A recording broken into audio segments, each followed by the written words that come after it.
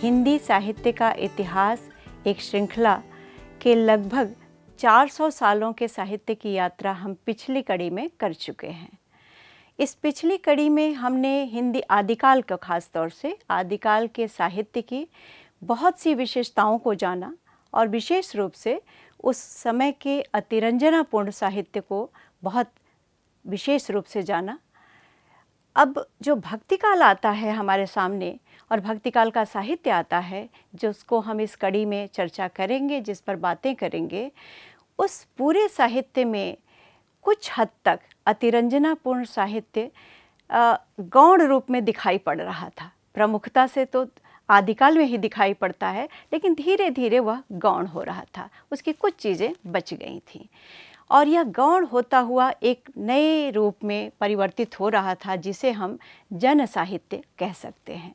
इसीलिए भक्ति साहित्य में जन साहित्य प्रमुखता से दिखाई पड़ता है, उसका जन साहित्य का स्वरूप दिखाई पड़ता है। भक्ति साहित्य की एक और विशेषता रही जो देश भाषा या जन भाषा जिसको हम कह सकते हैं, तो देश भाषा और जन भाषा प्रमुखता से साहित्य का रूप ले रही थी और साहित्यिक भाषा का स्वरूप ले रही थी। इस स्वरूप की 300 सालों की यात्रा हम करेंगे और लगभग इस 300 सालों की यात्रा में को हम 2 भागों में करने का प्रयास करेंगे। चलिए आइए हम सब मिलकर इस यात्रा में एक साथ चलते हैं। कबीर की माई लड़का क्यों जीवे कुराई, तन्ना बुनना सजा कबीर, राम नाम लिख लिया शरीर। साहित्य की सृजनशीलता तो काल की पीठ पर हमेशा से सवार पाई गई है। न काल ठहरता है न उस पर सवार साहित्य की सृजनशीलता। आदिकाल का परवर्ती साहित्य राजाओं और सामंतों के महलों दरबारों के बंद दरवाजों से बाहर निकलकर समाज के खुले वातावरण में आया। इस काल के कवि सदियों से सताए, उपेक्षित और निरादृत लोगों के बीच रहने वाले साधारण लोग थे। इन कवियों में ईश्वर के प्रति अगाध प्रेम और उनके अनुग्रह के प्रति अटूट विश्वास था।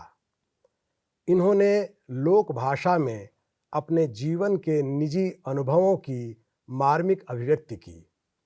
इस कालखंड के साहित्य पर कुछ और प्रकाश आप डालिए। जी, यह साहित्य अपने भाव, विचार, संवेदना और अनुभूति का जो नया स्वरूप ग्रहण कर रहा था, उसके सूत्र तत्कालीन सामाजिक सांस्कृतिक परिस्थितियों, सिद्धनाथ पंथी योगियों की बानियों और दक्षिण के आलवार भक्तों की वैष्णव भक्ति परंपरा से बहुत मजबूती से जुड़े थे। आलवार भक्तों में अधिकांश के संबंध दलित जातियों से थे। श्री रामानुजाचार्य ने इन्हीं आलवार भक्तों के काव्य और दर्शन का प्रचार प्रसार किया, जिसका प्रभाव दूर दूर तक पड़ा। इन भक्तों के एकांतिक भक्ति धर्म को बहुमान देकर इन्होंने धर्म की दृष्टि में सबको समान माना, पर सामाजिक व्यवहार में जाति भेद की मर्यादाएं तो बनी रहीं। इस पर आप क्या सोचते हैं? हमें इसे इस तरह समझना चाहिए कि किसी शास्त्रज्ञ आचार्य द्वारा धर्म के क्षेत्र में बिना भेदभाव के सबको बराबर स्वीकार करने की यह घोषणा उस युग में क्रांतिकारी घटना थी। इसने समाज की चली आती धार्मिक व्यवस्था को पूरी तरह बदल दिया। उत्तर भारत में भक्ति की यह लहर रामानुजाचार्य के शिष्य स्वामी रामानंद के साथ आई। अपने गुरु से भिन्न मत रखते हुए इन्होंने भक्ति को एक नए मार्ग पर खड़ा किया। इन्होंने खान पान, ऊंच नीच और जाति पात के भेदभाव का तीखा विरोध सामाजिक जीवन में भी किया। इस युग पर और किन विचारों का प्रभाव पड़ा, बताइए। जी, इस युग में भक्ति मार्ग का सिद्धों और नागपंथी योगियों के मतों, जिसमें वैदिक शास्त्रों का विरोध, बाहरी पूजा अर्चना की व्यर्थता, ईश्वर के घट घट में होने का दृढ़ विश्वास, जाति पाति की व्यर्थता, हिंदू मुसलमान में समानता आदि से स्वाभाविक मेल था। उत्तर भारत के सामंती समाज की व्यवस्था में सदियों से पीड़ित दलित वर्ग और वर्णाश्रम व्यवस्था में सबसे निचले स्तर पर जीवन व्यापन करने वाले जातियों पर इन विचारों का बहुत गहरा प्रभाव पड़ा। इस समाज से संबंध रखने वाले संत कवियों में सामंती समाज व्यवस्था और सामंती संस्कृति के प्रति विरोध और विद्रोह का भाव बहुत तीखा था। जी, इन कवियों ने सामंती संस्कृति, दरबारी वातावरण और पुराने काव्यशास्त्र से मुक्त लोक भाषाओं में जन संस्कृति और जन भावनाओं की अभिव्यक्ति की। सामंती व्यवस्था और राजसत्ता का विरोध करते हुए इन कवियों ने स्पष्ट घोषणा की कि संतन कहाँ सीकरी सो काम। संत काव्य में पुरोहितवाद, धार्मिक आडंबर, जाति भेद, सामाजिक विषमता और ऊंच नीच के भेदभाव का जो खंडन और विरोध है, वह सामंती व्यवस्था और उसकी विचारधारा के विरुद्ध विद्रोह की अभिव्यक्ति है। आप बताइए कि इस मार्ग पर चलने वाले और कैसे कैसे कवि हुए? जी, भक्ति मार्ग पे चलने वाले कवियों में राम के निर्गुण निराकार रूप की उपासना करने वाले भी थे और अवतार के रूप में उनके सगुण साकार रूप की उपासना करने वाले भी। ईश्वर के निर्गुण निराकार रूप की उपासना करने वाले भक्त कवियों के लिए ईश्वर व्यक्तिगत साधना का विषय था और अपने ईश्वर के मध्य शास्त्र और पुरोहित की उपस्थिति इन कवियों को बिल्कुल भी स्वीकार नहीं थी। इसीलिए इस युग में धर्म ज्ञान का नहीं बल्कि भावावेश का विषय हो चला था। इतिहास के विद्वान इसे किस रूप में देखते हैं, आप हमें बताएं। जी, आचार्य हजारी प्रसाद द्विवेदी ने भक्ति के इस स्वरूप को भारतीय चिंतन परंपरा के स्वाभाविक विकास की अटूट कड़ी के रूप में देखा। भक्ति का यह नया मार्ग बिना किसी धार्मिक और जातिगत भेदभाव, ऊंच नीच और छुआछूत के सबके लिए समान रूप से खुला था। इस साहित्यिक युग का आरंभ ईश्वर के निर्गुण निराकार रूप की उपासना करने वाले संत कवियों की वाणी से हुआ, जिनमें हिंदू भी थे, मुसलमान भी, दलित भी थे, गैर दलित भी। एक कवि ऐसा भी था जिसने अपने को ना हिंदू ना मुसलमान के रूप में देखा। यह कबीर थे।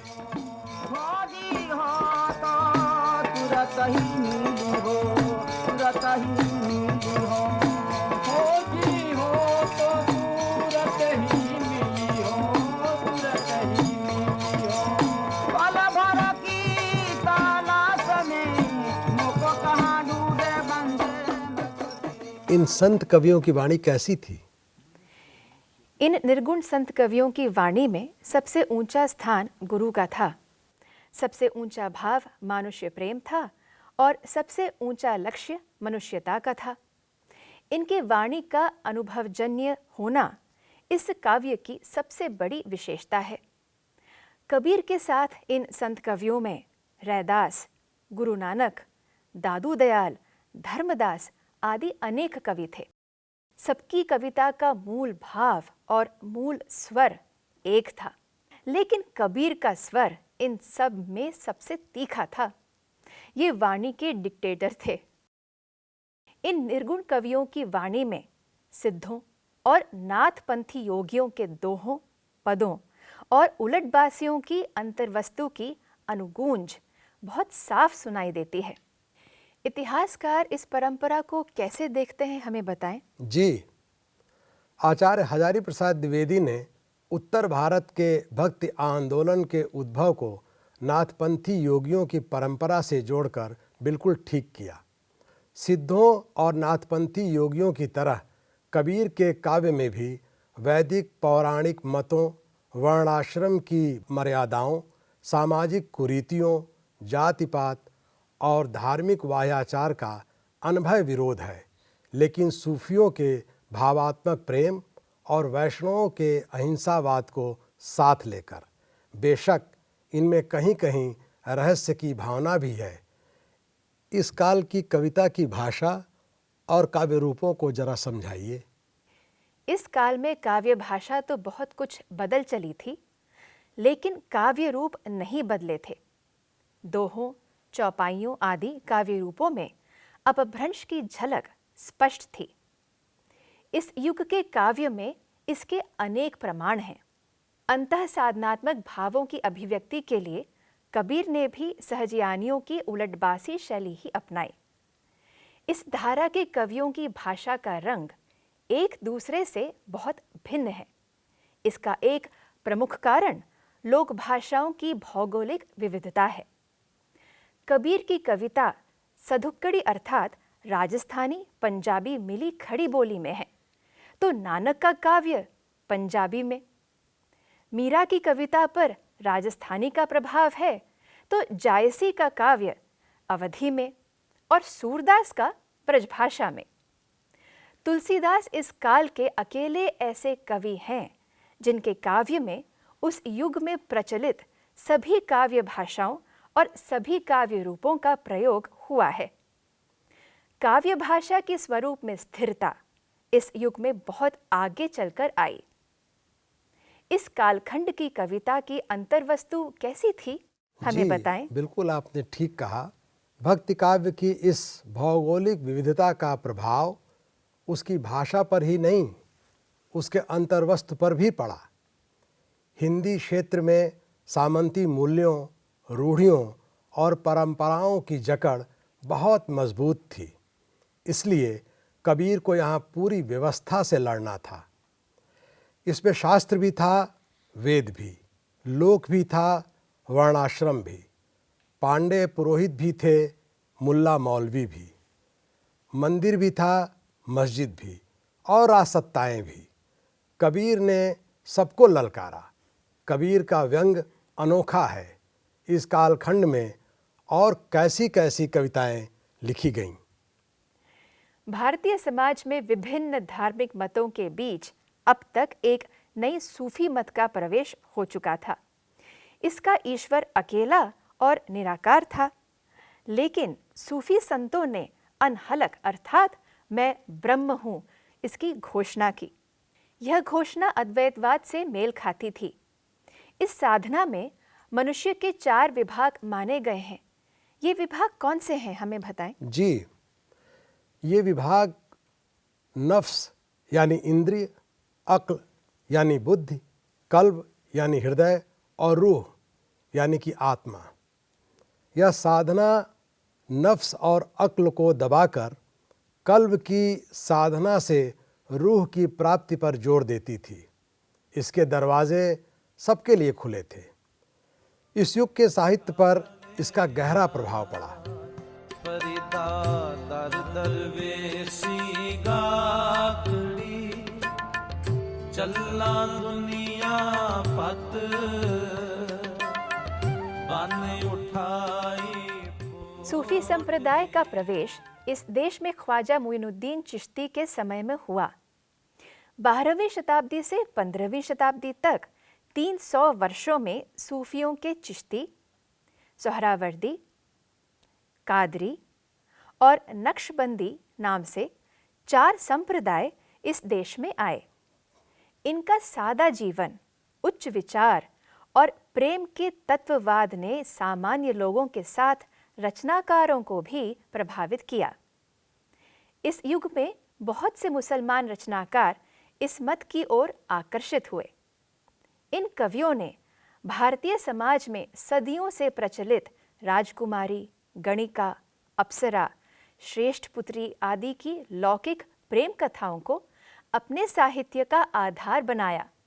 हमारे दर्शकों को बताइए कि इस काल की क्या विशेषताएं थीं? जी, इस काल के कवियों ने अपने काव्य में प्रेम को बहुत ऊंचा स्थान दिया। यह साहित्य भी हृदय की भावना पर बल देता है। इस धारा के कवि सूफी संत कहलाए और इनका मत सूफी मत कहलाया। इनमें अधिकांश मुसलमान थे। इन कवियों में मुल्ला दाऊद, कुतुबन, मंझन, जायसी, उस्मान, कासिम शाह और नूर मोहम्मद का नाम विशेष रूप से उल्लेखनीय है। मुल्ला दाऊद सूफी काव्य परंपरा के पहले सूफी कवि हैं।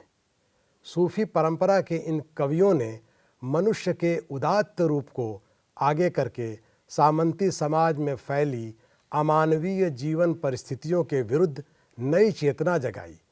भारतीय समाज में गैर सांप्रदायिक चेतना निर्मित करने में इस साहित्य की बहुत बड़ी भूमिका है। आप बताइए कि आप इसे किस प्रकार देखती हैं? जी, इन सूफी कवियों ने हिंदी घरों की ही कहानियाँ अलग अलग ढांचों में रखकर कही हैं। सूफी कवियों में सबसे प्रसिद्ध जायसी ने लिखा भी है, पुनी हम खोली अर्थ सब कहा, अर्थात कहानियाँ पुरानी ही हैं, इन कवियों ने इनमें अर्थ नया भरा है। जी, जायसी इस काल के बहुत महत्वपूर्ण कवि हैं। इन्होंने अखरावट, आखिरी कलाम और पद्मावत नाम से 3 ग्रंथ लिखे, लेकिन प्रसिद्ध हुआ पद्मावत ही। अवधी भाषा में दोहा चौपाई में निबद्ध मसनवी शैली में लिखा गया यह काव्य आधिकारिक एवं आनुषांगिक कथाओं में ताने बाने के साथ लिखा गया है, जिसमें मानुष प्रेम की मार्मिक अभिव्यक्ति हुई है। इनमें चित्तौड़ के शासक रतन सेन और सिंघल देश की राजकुमारी पद्मिनी के प्रेम को आधार बनाया गया है। हीरामन तोता एक जगह कहता है, मानुष प्रेम भयउ बैकुंठी, नाहित काह छार एक मुट्ठी। पद्मावत के अंत में यह मुट्ठी भर छार फिर आती है, जब पद्मिनी के सती होने के बाद अलाउद्दीन चित्तौड़ पहुंचता है, जहां उसे अंत में पद्मिनी की राख ही मिलती है। सूफी काव्य परंपरा में जायसी का क्या स्थान है? जायसी प्रेम के कवि हैं। उनके लिए संसार में प्रेम से बढ़कर कुछ भी काम्य नहीं था। प्रेम ही उनके लिए चरम मूल्य था, जिसे पाकर मनुष्य सब तरह से पूर्ण हो जाता है। नहीं तो एक मुट्ठी राख से अधिक वह कुछ भी नहीं। जो पद्मावती रतन सेन के लिए पारस रूप है, वही अलाउद्दीन के लिए मुट्ठी भर धूल है। सूफी काव्य प्रेम पीर की व्यंजना का काव्य है। यहाँ प्रेमिका परम सत्ता का और प्रेमी साधक का प्रतीक है। इस काव्य में विरह और नखशिख का अत्यंत उत्कृष्ट वर्णन हुआ है।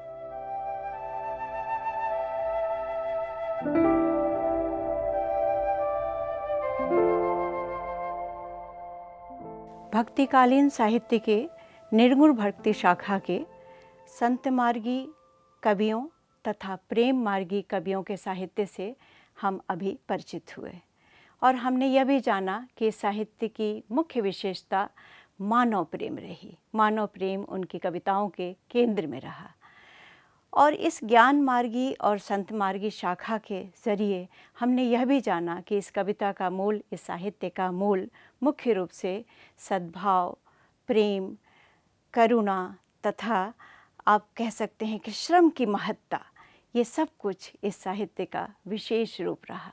और इस साहित्य की इस विशेषता से परिचित हुए हमने पूरी भक्ति साहित्य की यात्रा की। अब अगले कड़ी में हम भक्तिकालीन साहित्य के सगुण भक्ति शाखा की यात्रा करेंगे और सगुण भक्ति शाखा की यात्रा करते समय हम वहाँ की उन विशेषताओं को भी जानेंगे कि वही निर्गुण भक्ति शाखा का ईश्वर कैसे वहाँ पर एक सगुण साकार रूप लेकर हमारे सामने मानव की तरह से उपस्थित हो रहा था। उसके उस मानव रूप को हम वहाँ पर विशेष रूप से और विस्तार से देखेंगे। तब तक के लिए आपसे विदा लेते हैं। नमस्कार।